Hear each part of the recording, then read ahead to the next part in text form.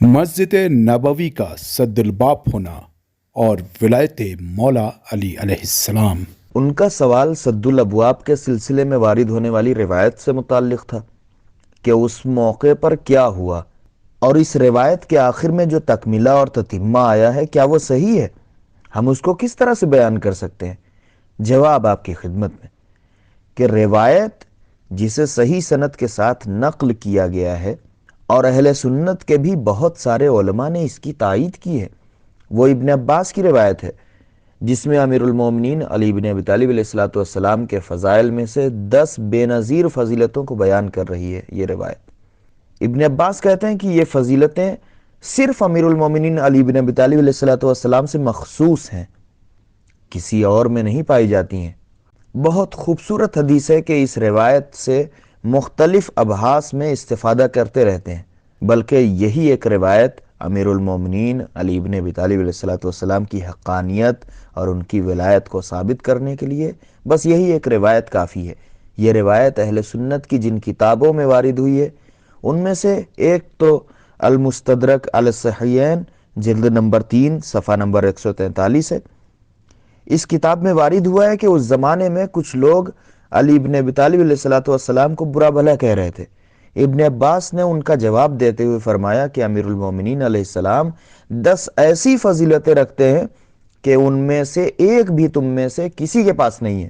پھر اس کے بعد ایک ایک کر کے ان فضیلتوں کو گناتے ہیں۔ ان میں سے انت ولی فی الدنیا والآخرہ ہے، سب سے پہلے ایمان لانے والے علی ہیں۔ آیت تطہیر امیر المومنین علیہ السلام کی شان میں نازل ہوئی ہے۔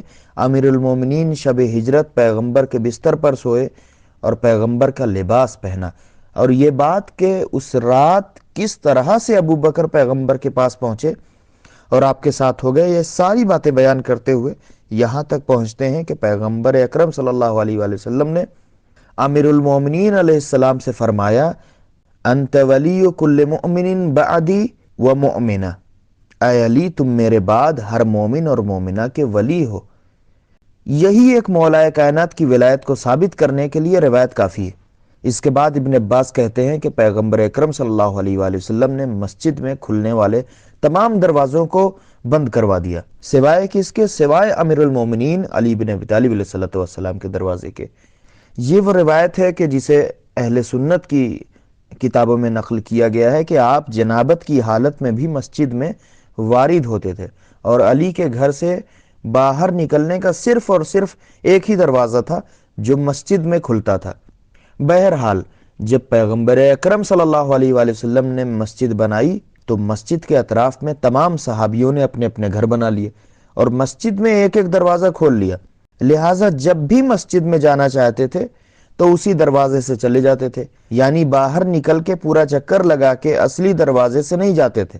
خداوند متعال نے رسول اللہ صلی اللہ علیہ وآلہ وسلم کو حکم دیا کہ تمام دروازوں کو بند کروا دیجئے سوائے امیر المومنین علی بن ابی طالب علیہ السلام کے گھر کے دروازے کے۔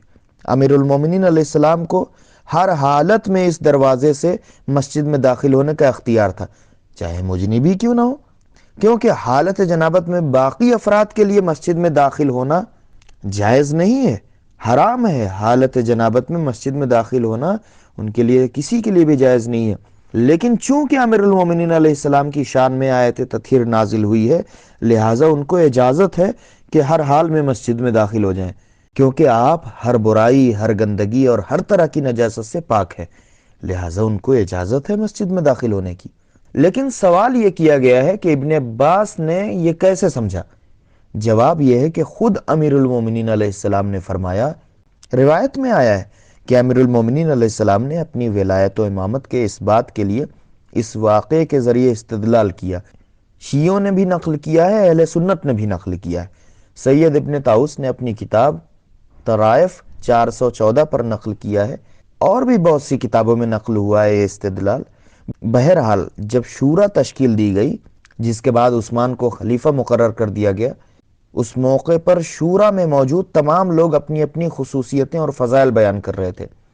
امیر المومنین علی بن ابی طالب علیہ السلام نے آ کر اپنی کچھ ایسی فضیلتیں بیان کی جس کے بعد سب خاموش ہو گئے، اور جو فضیلتیں ان میں بالکل بھی نہیں تھیں سامنے والوں میں۔